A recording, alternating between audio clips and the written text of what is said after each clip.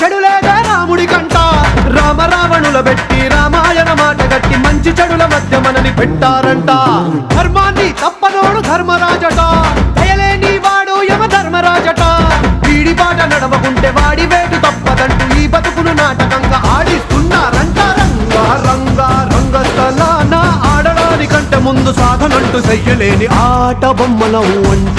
మన